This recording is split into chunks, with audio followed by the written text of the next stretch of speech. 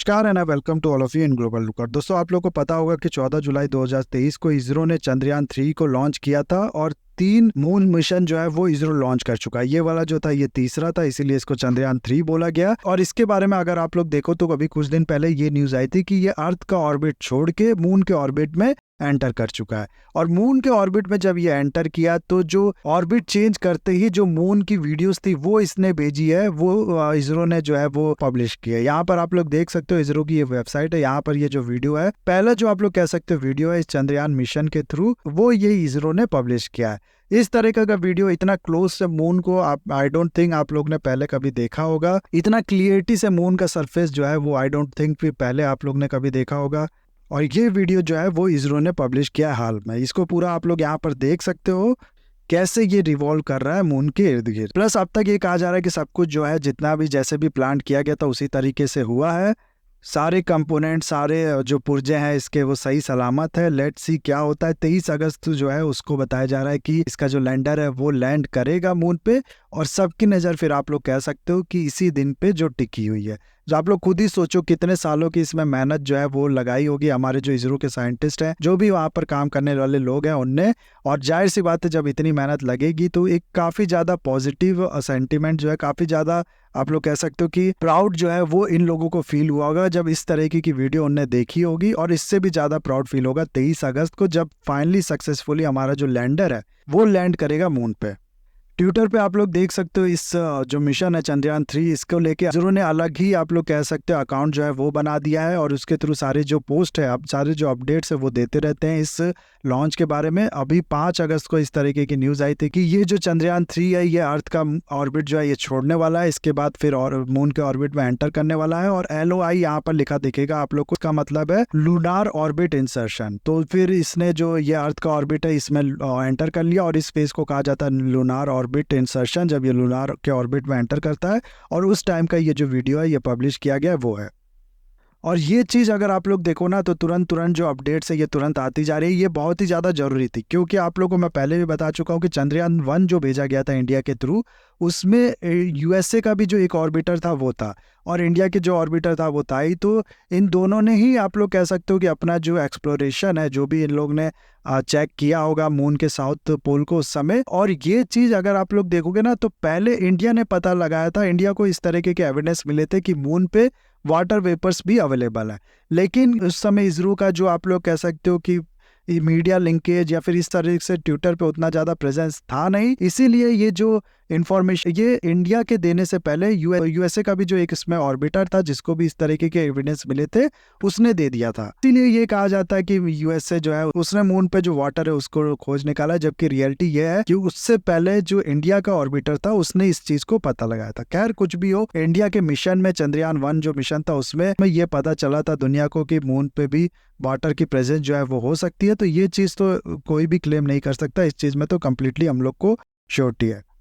उसके बाद से क्या हुआ कि इसरो ने इस तरीके की चीज़ों पे ध्यान दिया और इस तरीके की जो मीडिया पब्लिकेशन है तुरंत जो अपडेट्स है वो इसरो की तरफ से आने लगा। सिर्फ इसी को नहीं, अगर बाकी भी आप लोग ट्विटर अकाउंट जो है उनके पोस्ट देखोगे तो काफ़ी ज़्यादा प्राउड लोग फील कर रहे हैं, काफ़ी ज़्यादा कुछ हंसी मजाक भी कर रहे हैं। इस तरीके के पोस्ट डाले जा रहे हैं कि पहला जो विजुअल है मून का वो सामने आ गया है। वहाँ पर अंग्रेजी दारू की जो दुकान है, अंग्रेजी शराब की जो दुकान है वो खुल चुकी है। कुछ लोग ये कह रहे हैं कि चंद्रयान 2 का जो क्रैश वाला साइट था वो ढूंढ निकाला है उनने।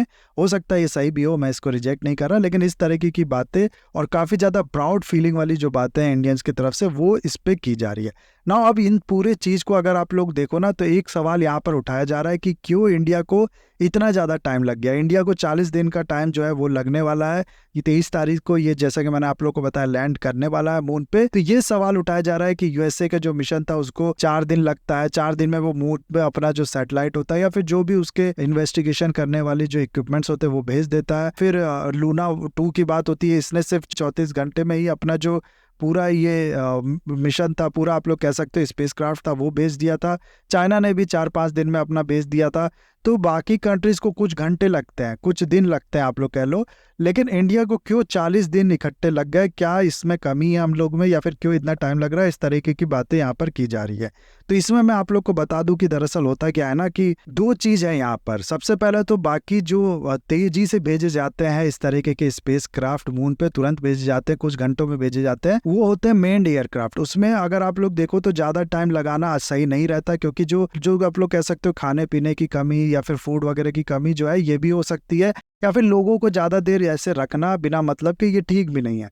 और इस तरीके के जो स्पेस क्राफ्ट होते हैं ना, जो सिर्फ रिसर्च के लिए, फोटो खींचने के लिए, या फिर आप लोग कह सकते हो एक्सप्लोरेशन के लिए बनाए जाते हैं, जो कि अनमेन्ड होते हैं, इसमें टाइम की उतनी ज़्यादा कमी नहीं होती, आराम से ये जाने दिया जाता है और वहाँ पहुँच के ये फिर जो सक्सेसफुली इन्वेस्टिगेशन एक्सप्लोरेशन जो होता है वो करता है।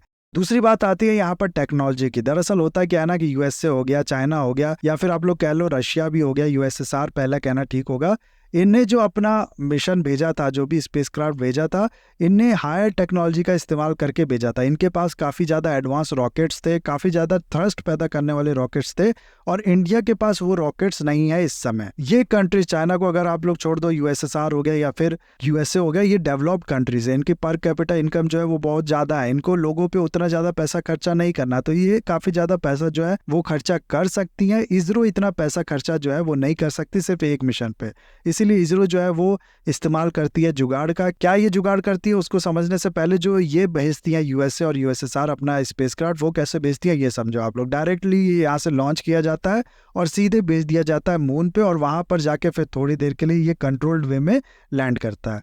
अब इसरो कैसे भेज रहा है वो आप लोग देखो। यहाँ पर इसरो जब भेजेगा अपने जो रॉकेट है, अपने जो स्पेसक्राफ्ट है, तो पहले ये थोड़ा सा पुश करेगा ऊपर और एक ऑर्बिट में इनको ले आएगा, और फिर इस ऑर्बिट में ये चक्कर लगाएंगी अर्थ के आसपास। इससे हुआ क्या कि थोड़ा ही इनको एनर्जी जो है, सिर्फ यहीं तक पहुंचने का जो एनर्जी है इसरो को, वो इसमें इन्वेस्ट करना पड़ा। उसके बाद फिर थोड़ा देर यहाँ पर ये स्टेबलाइज करेगा, उसके बाद थोड़ा सा फिर पुश करके इसका जो ऑर्बिट है वो बढ़ाया जाएगा, और ऐसे ही थोड़ा थोड़ा पुश करके जो इसका ऑर्बिट है वो बढ़ाते दिया जाएगा। एक टाइम के बाद फिर ऐसा आएगा कि जिस ऑर्बिट में ये घूम रहा होगा अर्थ के इर्द गिर्द, वो ऑर्बिट मून के जो ऑर्बिट है उससे कोइंसिडाइड करेगा, तो वहां पर फिर ये जो अपना आपको इंसर्ट कर देगा लूनार ऑर्बिट में, और फिर लूनार के जो चक्कर है वो लगाने पड़ेगा, और फाइनली यहाँ पर उतर जाएगा। नौ सवाल यहाँ पर यह आता है कि इससे क्या फायदा है, क्यों इसरो ऐसा करता है। देखो, इससे जो फायदा है, इस चीज की जरूरत है, वो आप लोग को समझने के लिए आप लोग हाई जंप का जो एग्जांपल है वो ले सकते हो। हाई जंप का जो कंपटीशन होता है उसमें क्या होता है, आप लोग को काफी ज्यादा अपने आप को पुश करना पड़ता है, उस पुश करने के लिए काफी पीछे से दौड़ के आना पड़ता है, और फिर आप लोग अपने आप को काफी ज्यादा हवा में पुश करते हो, और फिर आप लोग जो हाई जंप है वो लगाते हो। अब यही सोचो, आप लोग उतने हाई जंप पे, उतनी ऊंची जाने पे, जो हाई जंप का आप लोग का लेवल है, उतने जाने पे अगर सीढ़ियाँ होती वहां तक जाने के लिए, तो इसमें आप लोग को कोई उतनी एनर्जी लगानी नहीं पड़ती, आप सीधे एक एक कदम जो है वो बढ़ते बढ़ते वहां तक पहुंच जाते हैं। तो ये चीज़ जो होती है ना, इसी का एग्जाम्पल इसमें भी लगा सकते हैं। डायरेक्टली भेजने के लिए कंटिन्यूस जो आप लोग कह सकते हो एनर्जी है इसमें लगानी पड़ती है, जिसकी वजह से फ्यूल का जो खर्चा है वो काफ़ी ज़्यादा होता है। इतने ज़्यादा जो एडवांस रॉकेट है वो होने चाहिए कि जो इतना ज़्यादा एनर्जी जनरेट कर सके। इंडिया के पास पहली बात तो अभी इतने ज़्यादा एडवांस रॉकेट है नहीं, इतनी ज़्यादा एनर्जी जनरेट करने की कैपेसिटी है नहीं। दूसरा, अगर आप लोग देखो तो इसकी ज़रूरत भी नहीं है, क्योंकि ये मेन मिशन है नहीं जिसमें आदमियों को ज़्यादा देर रखने से खतरा हो सकता है स्पेस में, इसीलिए आराम से ये चीज़ जाने दिया जाता है। लेकिन इस चीज़ का फ़ायदा अगर मैं आप लोग को बताऊँ ना, तो यहाँ पर आप लोग इस चीज़ को समझो कि 1972 में आखिरी जो अपोलो मिशन था यूएसए ने वो लॉन्च किया था। 1972 में अपोलो 17 लॉन्च किया गया, तो उसके बाद अपोलो प्रोग्राम के अंदर कोई भी मिशन नहीं लॉन्च किया गया है। और इस मिशन का अगर आप लोग कॉस्ट देखोगे ना, तो अराउंड पड़ा था यूएसए को $185 मिलियन 1972 में। आज के अकॉर्डिंग अगर आप लोग देखोगे तो ये पड़ेगा यूएसए को 1.3 से लेके $1.4 बिलियन तक का। चाइना ने हाल में जो चैंग 4 करके स्पेसक्राफ्ट है वो भेजा था मून पे, इसका कॉस्ट अगर आप लोग देखोगे ना तो ऐसा बताया जाता है कि ये भी 180 मिलियन तक जो है वो पड़ा है। चाइना ने तो काफ़ी ज़्यादा कहा था कि हम लोग ने सिर्फ इतने कॉस्ट में ये जो मिशन है वो लॉन्च कर दिया, ये स्पेसक्राफ्ट भेज दिया, जितने में सिर्फ 1 किलोमीटर का जो सबवे है वो बनाया जाता है।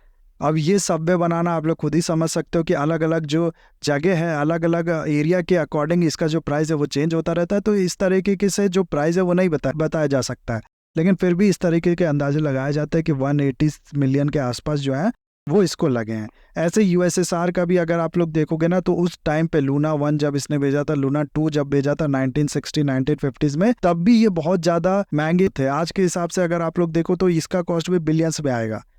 लेकिन वहीं अगर आप लोग इंडिया का अगर ये देखो ना, जो चंद्रयान 3 है, तो इसका कॉस्ट आप लोग को पड़ेगा अराउंड 80 मिलियन यूएस डॉलर के आसपास, जिसको आप लोग कह सकते हो 650 से लेके 700 करोड़ के आसपास इसका जो कॉस्ट है रुपए में वो है। और ये चीज़ एक काफ़ी ज़्यादा फायदा है इसरो के इस टेक्निक का, इस जुगाड़ का, जो भी आप लोग को कहना है कह लो।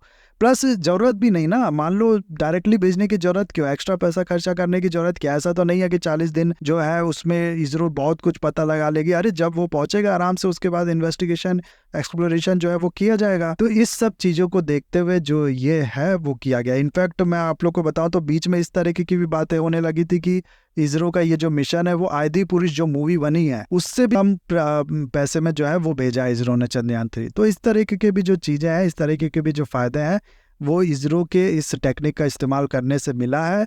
और आप लोग कह सकते हो कि जो भी लिमिटेड रिसोर्स है इसरो के पास, हमारे साइंटिस्ट के पास, उसका परफेक्ट इस्तेमाल, उसका आप लोग कह सकते हो कि उतने रिसोर्स में इतना अच्छा काम जो है वो करने के लिए काफ़ी ज़्यादा इन साइंटिस्ट की तारीफ भी होनी चाहिए। तो लेट्स सी 23 अगस्त को क्या होता है। वी होप कि सक्सेसफुल रह जाए सब कुछ, सब अच्छे से हमारा जो लैंडर है वो इस पे लैंड कर जाए। साउथ पोल पे ये लैंड करेगा। और ऐसा करने वाला अगर आप लोग देखो तो कई जगह लिखा है कि इंडिया पहला कंट्री बनेगा अगर ये सक्सेसफुली लैंड करता है। तो आज से पहले साउथ पोल पे कोई भी लैंड नहीं किया है, लेकिन पता नहीं ऐसा क्यों कहा जा रहा है। जबकि चैंग 4 का अगर आप लोग देखोगे ना, तो उसके भी विकिपीडिया पे साफ ये लिखा है कि साउथ पोल एटिंगसन क्रेटर है, तो वहाँ पर ये लैंड किया था। तो आई डोंट नो कि इसको क्यों कहा जा रहा है कि ये पहला बनेगा स्पेस क्राफ्ट। हो सकता है यहाँ पर कुछ समझने की जरूरत हो, बाद में मैं इस चीज़ को क्लेरिफाई कर दूंगा। लेकिन अभी तक जैसे ज़्यादातर न्यूज़पेपर जो है, ज़्यादातर मीडिया हाउसेस जो है वो इसी तरीका का क्लेम कर रही हैं कि अगर ये लैंड करता है तो ये पहली सक्सेसफुल कंट्री बनेगा इंडिया जो मून के साउथ पोल पे लैंड कर पाएगा। और चौथी आप लोग कह सकते हो ये कंट्री बनेगा जो कि मून पे लैंड कर पाएगा, सॉफ्ट लैंडिंग जो है वो कर पाएगा। पहली 3 कौन है? यूएसएसआर, यूएसए और चाइना। तो ये था पूरा video guys. I hope video आपको अच्छा लगा होगा। इसे लाइक, कमेंट, शेयर, सब्सक्राइब जरूर कीजिएगा। That's all, have a nice day, take care.